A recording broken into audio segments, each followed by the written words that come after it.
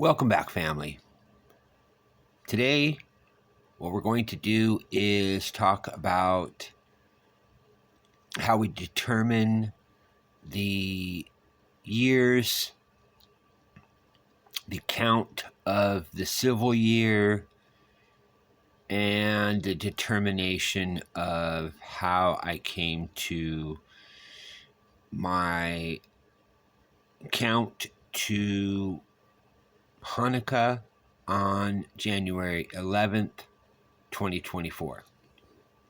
So the first thing that we're going to do is explain to you about what we're seeing right here in the Mazzaroth, which is the solar eclipse on 4/20 in Australia. Here in the United States, I'm showing it here on my stellarium, which is set at Bandon, Oregon, which is the farthest west that you can go in the United States mainland, and we are just before midnight here on the 19th, and we're looking excuse me, we're looking at the Aries constellation, and we're going to go ahead and go in a little closer, and we're going to show you that we have the sun. Let's go ahead and go in one more closer, and we'll pull this up so you can see. Here's the constellation, and we have the sun and the moon here. It was not visible on the west coast. This was a eclipse in Australia, but we can see here that this is the new moon, and we see the alignment happening in the Aries constellation. You can see here. We also see Vesta. And what we have here is my beginning of my day count. Now, this is the evening before, and you have to understand the difference between the understanding of the way that the Jews did their counts, which is the Pharisees and the Sadducees, and the difference in the way that the ESSENEs did their count, which is the ancient solar count.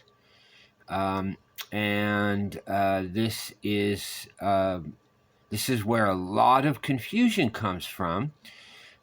Is you have people that are reading the book of Enoch, and they are using scripture from Enoch. They are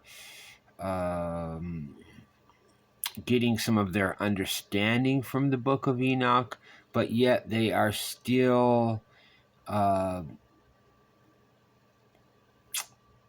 having a lot of their understanding coming from a Jewish perspective. And this is where the confusion comes in, is that these two camps did not align at all. And this is why we had the problems with the Essenes and the Pharisees. And if you do some really deep research, you'll learn that that Messiah, John the Baptist, and others were from the Essene camp, and were projecting the information that you would only understand if you were raised or taught from that camp. And it would have been different from a Pharisaical viewpoint and their days and understanding of calendars would not have aligned. So what I'm going to present to you is a ESSENE perspective. And theirs was a solar perspective, and the moon was called the faithful witness. And in the ancient times, they didn't use a moon calendar for anything.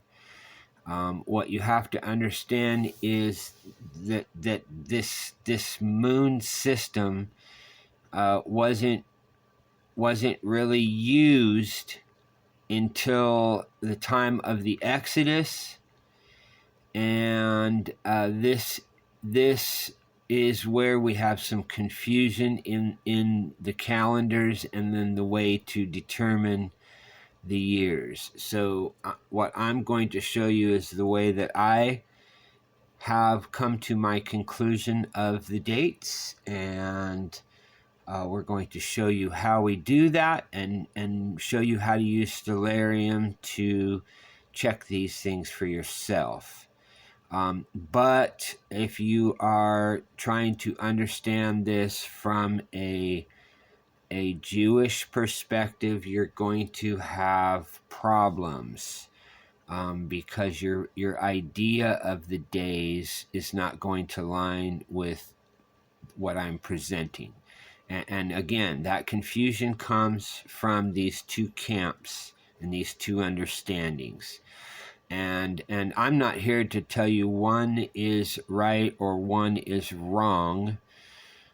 What I'm here to present to you is that there was a difference in that time, and then in the ancient times, before, we'll just say pre-Exodus, there was a different calendrical system and a different understanding. And so we're going to present to you that other system and how it was used. And I haven't seen anybody online present it the way hopefully I'm going to show you how to do it. And it's an easy way to prove that you have an alignment of your calendar. The biggest problem that we have with all of the solar lunar calendars, even the solar lunar, is they have missed one of the codes in the calendrical system. First, you have to have 3 parts in order to have a correct calendrical system. Number 1 is the solar, number 2 is the lunar, and the third is the Mazzaroth. And it's important to have the Mazzaroth within this understanding, because the Mazzaroth is telling the story. It's not the sun or the moon or any of the other things in the that we see. Actually, don't necessarily need any of the planets or the asteroids or the comets to tell us the story. The story is already projected to us within the Mazzaroth and all of the associated houses. And when I say house, if you haven't been watching this channel for a while, or you don't understand what the Mazzaroth is, the Mazzaroth is essentially the zodiac. It goes a lot deeper than that word zodiac, which is the wheel in heaven of all of these animals. And these animals were presented to us as a picture in the heavens, a storyline. It's a book in the heavens, and this story was presented in ancient times to our ancestors, and they didn't have TV or any of the distractions that we have in our world. Their entertainment was looking into the heavens, and for most part, the ancients had the heaven story down much better than our modern people. We have a completely contorted view of the heavens, and it doesn't match with the ancient stories. It's been twisted and turned upside down, and that's why there's so much confusion in the world, is that the story has been changed. And so what we're going to try to do is reverse that and just explain to you how this ancient system was used to determine the years. So we first have to understand that there are, in the ancient Israelite perspective, there are two calendars. Okay, you can see it today in the Jewish calendar. There are two calendars. There is a civil count that started in the Exodus, and then there is the religious count. And today we can see that there is a difference, because the Jews consider the new year to be the Feast of Trumpets, and that's their religious new year. But their civil new year is the new moon in the constellation of Aries. And now they don't, in most cases, they don't even look for the moon in Aries. But I'm telling you, at the time of the Exodus, it changed from a strictly solar count to the moon in Aries. This is how they did the count. But there's more to the story. The first thing is that connection to that, we'll call it a stellar new year, because the Mazzaroth story always starts with Virgo, the Virgin, and always ends with Leo, the Lion.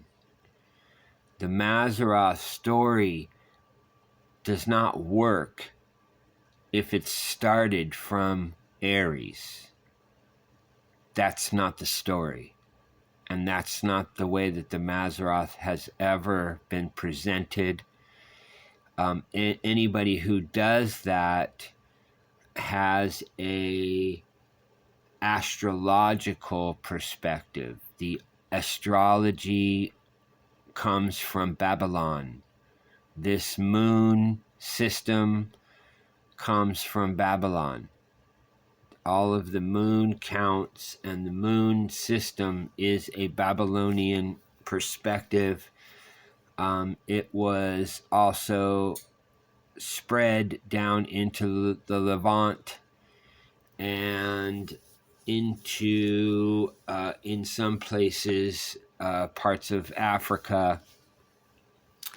But this was a Babylonian system. And when the Israelites, the Jewish nation, was taken into captivity by Babylon, this is when they received those ways of living. And they were forced into that that way of life by pain of death. And so they didn't have a choice. They either were killed or they absorbed this lifestyle into their way of life, from the priest down to the pauper. And so we are going to present a different system. In the ancient system, the moon was called the faithful witness. It was not used to determine the year or the counts to anything. What it was used for is a witness of where the counts begin.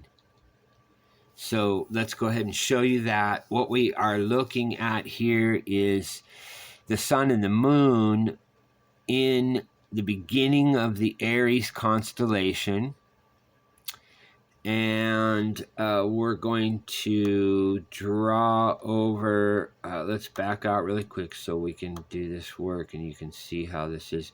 So I have the meridian pulled up, and we're going to show you that if we bring this meridian across and we line it up with the sun, let's scroll in a little bit, and we're going to show you how this works. Okay, so we have the sun on meridian here, and in order for your count to work, you have to have alignment with the Mazzaroth. So the sun and the moon do not stand on their own. In order for the story to work in the Mazzaroth, the sun and the moon have to be in a very specific position. And we can't choose the sun and the moon over here in the middle or at the end of Aries and think, oh, because it's in the Aries constellation, that works. And this is where the confusion is coming in. So what we're going to do is we're going to use this meridian line, and we're going to show you how this has to align with the Mazzaroth story. And so what we're going to do is we're going to pull this over. Let's scroll out just a little so it makes it easier to do this. We're going to pull this over, and you can see here that we have the sun and the moon in the Aries constellation. It's at the very beginning of the constellation. And if we track this meridian line all the way across over to the Virgo constellation, then we're looking at the Spica star. Then we have this alignment that is happening across the heavens with the meridian, showing you that there is an alignment with the constellation of Virgo.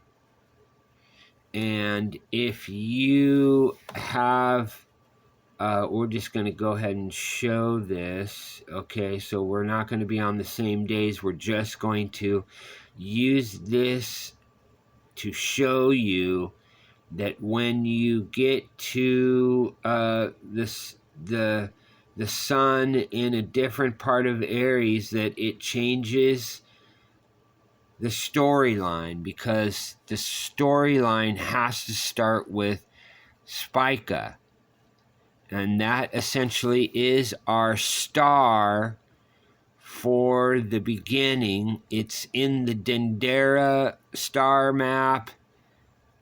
It's in many other depicted maps all over the world. you have very specific depictions that are made on temples all over the world from the ancient times, and the story is always a Spica story. And up to about 2 years ago, my original understanding before I came to the information about the Aries constellation and the new year always starting in Aries, I had found some star codes, and I was under the understanding that Spica was the Feast of the Ingathering because of the language of the harvest. And I found that there was a 14-day count between this Parima star and Spica. And so I was off because I didn't have this other piece of the key understanding of the balance of the Aries constellation.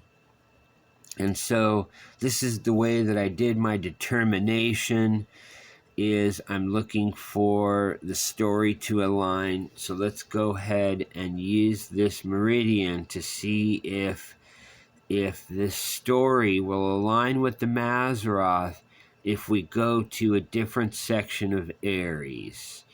So we're going to go ahead and pull up our day count here, and we're going to go to May.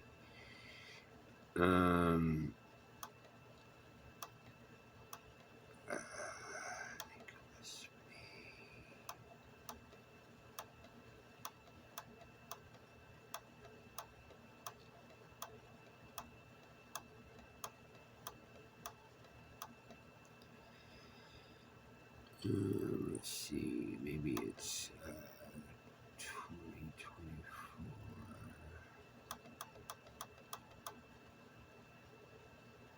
There we go. We're just going to use this date as an example, just so that you can see what we have here.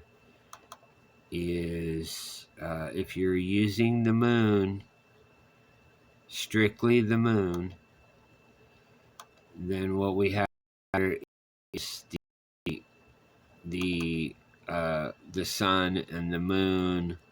Let's just get the alignment down so you can see. There we go. So when we have the sun and the moon combination on May the 8th. So if you were doing this kind of work where you're just looking for the sun and the moon in the Aries constellation, which is probably what they have going on for 2024, you're probably looking at that at the beginning of their season. But the problem is that it fails when it comes to the test of the Mazzaroth. And the reason is now what we have is the opposite side is now running directly through the Libra constellation, not through Virgo anymore, and not next to the Spica star. And so essentially everything has to come through Spica. It's the only constellation that is laying on her back, as if all the planets are being birthed through Spica or through Virgo's womb, because Spica is like the womb star, and everything that comes past this line is coming through the womb of Virgo. So Spica is like the womb star. And so we have to have an alignment that is right there after Spica. And then it has to align with the opposite side of the Mazzaroth, which we can see here is Aries. But now on May the 8th, we don't have an alignment with the Mazzaroth story. We are completely off. And this is where the confusion comes in, right here. We can't use the moon to determine. What we do is, let's go ahead and go back. And we're going to show you how this is done.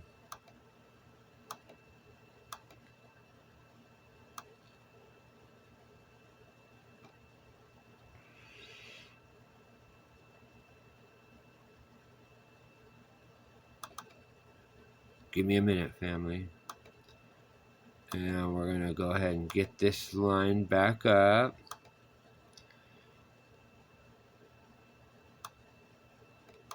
Okay, we have the moon coming into alignment with the sun. So here we are with the moon and the sun aligning in the constellation of Aries.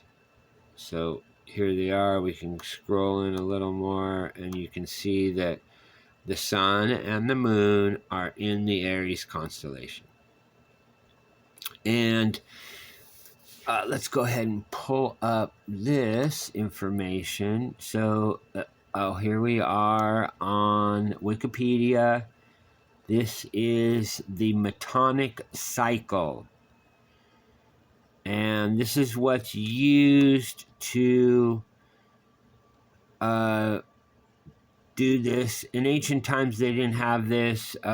This is something that was figured out later, but we're going to show you this so that you understand how the ancients did their count, because this was known from ancient times. It just wasn't tracked. So this Metonic cycle is a 19-year cycle where the moon almost exactly matches the sun cycle. And so I'm gonna go ahead and post this. You can go and read about the Metonic cycle. It's a 19-year period, and this can be used to help you determine your years. And it's the faithful witness is the moon being used in this way to make sure that you're on track with your count. So the sun and the moon is in the Aries constellation in 2023 on 4/19. Now what we're going to do is we're going to go back 19 years to 2004.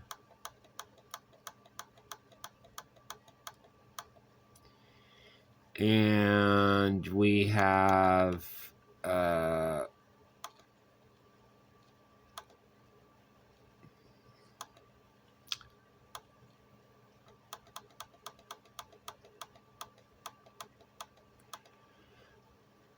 so we have the sun and the moon in the Aries constellation.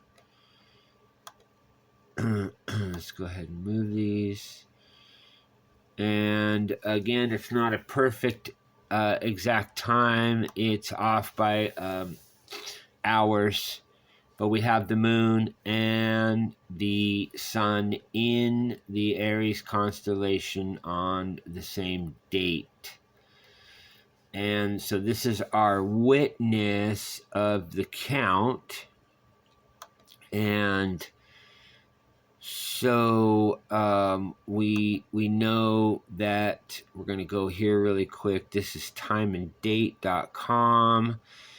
On 4/20 of 23, you have a total solar eclipse that's happening over Australia and Indonesia. It's an Indonesian thing too. It's Australia, Indonesia. We didn't see it over here, as we were saying. I'm way over here on this extent from our view here in Bandon. And so in 2023, the eclipse is right before midnight on the 19th. And here in 2004, it's essentially 6 p.m. And or this is showing 6 a.m. It's the same date, 4/19. This is my witness in order for me to then determine where I'm going with my count to the end of the year. And I had to verify my count in order to make sure that I know my end date correctly. So let's go ahead and get this alignment back up, and then what I'm going to do is I'm just going to explain to you the count. So here we are back at 4/19. It's essentially 2200 hours. It's a couple hours before midnight, and we see the sun and the moon in the Aries constellation.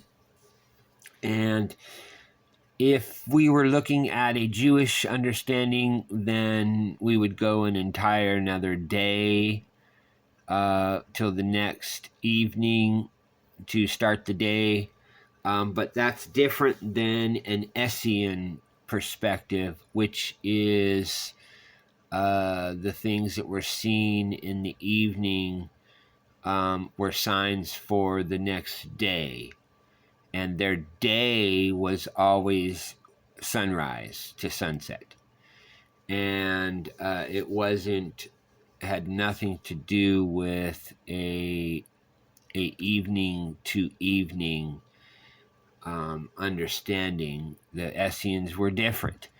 And so that understanding from this view would have been the following day, which is 4/20, would be the beginning of the civil count. And the reason I'm saying civil count is that we're looking at the civil new year here. Even though we're making those calculations for all of the festivals starting here. The Mazzaroth always starts with the Virgo, the Spica Virgo alignments. It's all has to do with Spica, and there's a lot of research that goes into that. There's a lot of code that had to be revealed in order for me to have that understanding. There's a lot of ancient evidence that talks about Spica and Virgo and the constellation that is tied with all of that. The story in the Mazzaroth has always been a beginning with Virgo and ending with Leo. And if you change any part of that, then the Mazzaroth story doesn't work. And so when you float with the moon, like we just showed you, then the story changes. And then your alignment with the Mazzaroth is not functional. So we need to have a connection with the sun, and then the constellations. And then we use the moon as a witness of our location being correct. And we can't just choose any year for that alignment, because every 19 years that alignment is going to come back to a very, very close spot to where it was 19 years before. And this is the information that has been lost over time, is that it's not just the sun, it's not just the moon. It all has to be connected to the Mazzaroth story. And I'm going to do my best to drop as many channels and videos that help to educate about the Mazzaroth. It has not been a big topic in most of the churches, unfortunately. We lack that understanding in great detail for most of the Christian body. And I'm hoping to do my best to bring this information and this understanding to the body. I'm not here to tell you that this is the way that it has to be seen compared to another way, but I am telling you that in the time of Christ, that there was a major division going on between the what they call the sons of light and the sons of darkness.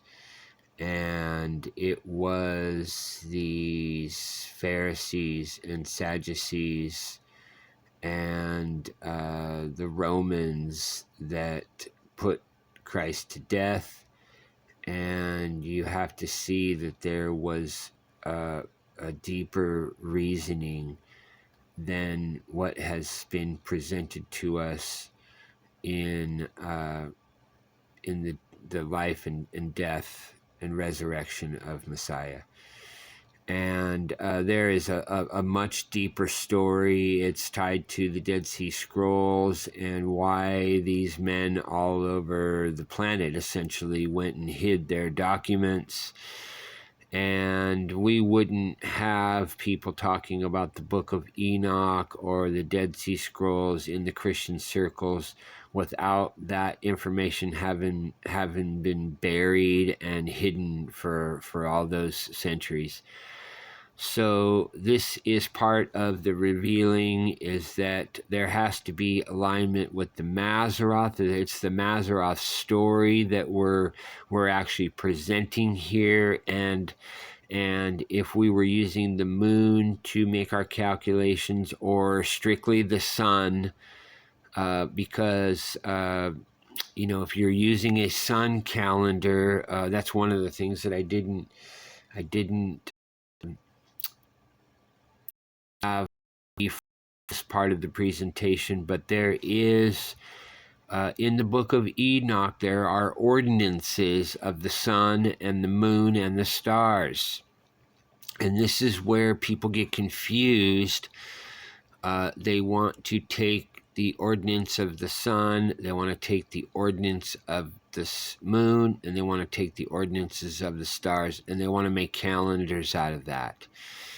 But that's not how it works. These three are three interwoven. That's what the Ezekiel's wheel is the Mazzaroth and the sun and the moon. It's the three ordinances that are circling one another. And most people, they're missing the understanding that the Bible is all about star codes. You can there's literally thousands and thousands of scriptures that are it's star language.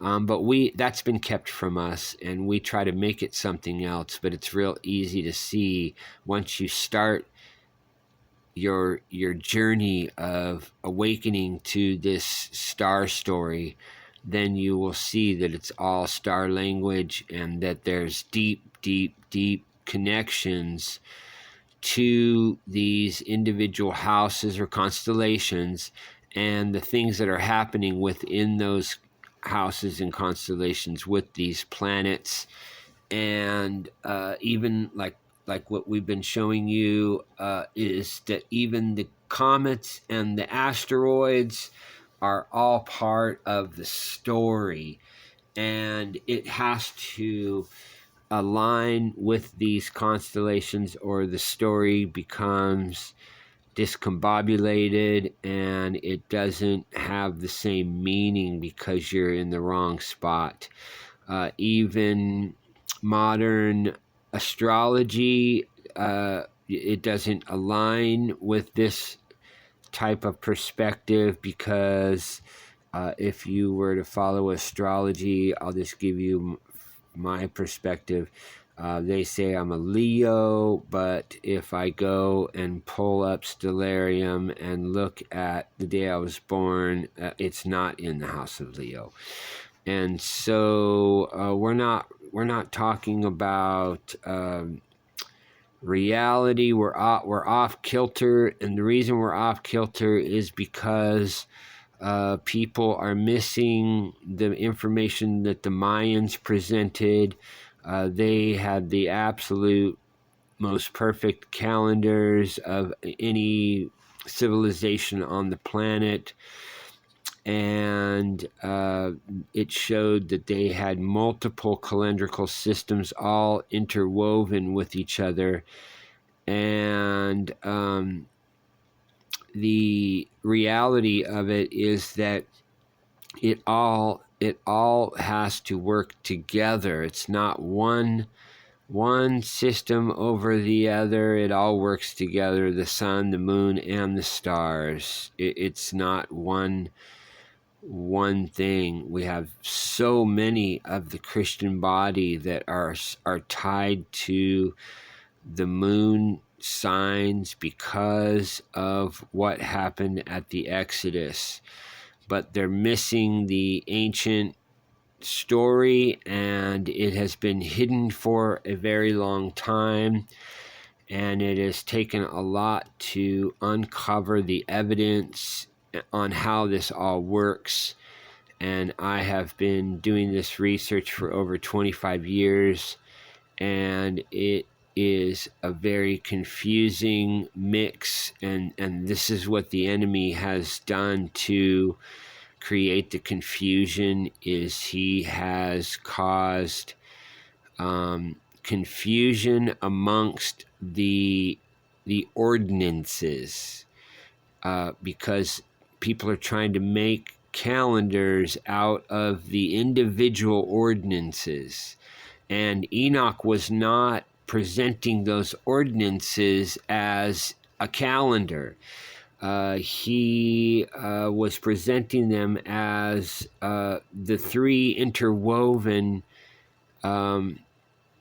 systems of calculation, and you had to put them together in order to make it all work. And that's what I'm doing in the heavens, is showing you how this 19-year METONIC cycle of the bride, the moon, meeting up with the son, the bridegroom. We can see here that it's happening in the Aries constellation, and we're starting our count here because of the Exodus. And no, that's the only reason we're starting our count here, because this is where the day counts for the holy days came in. We didn't have ordinances for holy days before then. And so what we're going to do is we're going to start our count here, and if you use a Enochian solar count, which is 364 days, and you count 30, 30, 31 days for every 3 months. It's 30, 30, 31, 30, 30, 31, 30, 30, 31. This is the way that the Enochian solar count works. If you use that count, and not a lunar count, but if you use the solar count from this day of 420, and you count to the 9th month and the 24th day, then you come to January the 11th, 2024. And anybody else can do this count themselves. If anybody else comes up with a different count, please leave it in the comments. I came up with January the 11th, and I normally do my year count in summer, but I was delayed this year until I believe it was sometime in October, and I didn't make a post until recently because I was so focused on all of the other things that were going on in our news and in our world. It was so much, and I was looking at dates before the Hanukkah thing, and I didn't want to even put my focus on January because I saw so many signs for December. But you can go back. It's been close to a month now. I posted in the community, and then also on my shorts. I posted information about my Hanukkah date. And so this is how I came to the conclusion of my count, is starting here with my sign of the sun and the moon on 4/19 in 2004, and in 2023, my faithful witness. And you can also see that Vesta is the virgins, and they are right there as another witness of what we're showing for 2023. And if you would please go back and watch all of my Escape of the Bride Decode series, because this is all tied to the 2023 signs of the marriage in heaven. And we all need to see how important that is this year in 2023, and ending on January the 11th, which is tomorrow. And I'm going to try to drop as much information today as I can about all of my findings with this Hanukkah story.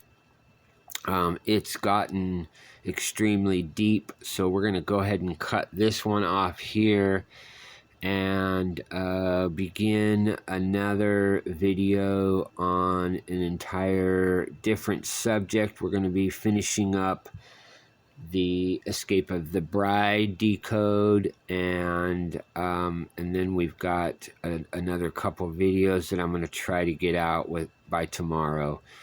So thank you for joining us, family.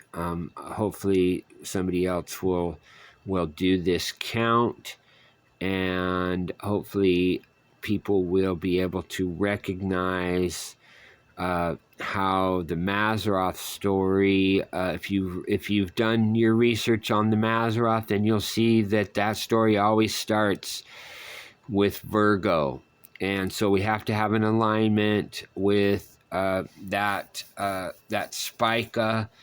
It doesn't have to align with Spica, which is what I originally thought years ago, but now I'm seeing how there is got to be a balance between that Aries. It's got to be Aries connected to Virgo, and it's got to be right after the Spica star, and this aligns perfectly with that, and it doesn't align when you get into later in April or into May. And so if we're using the moon strictly for our understanding of the years, then we're going to be in confusion with the Mazzaroth story. So thanks for coming again, family, and I will see you very soon. Much love.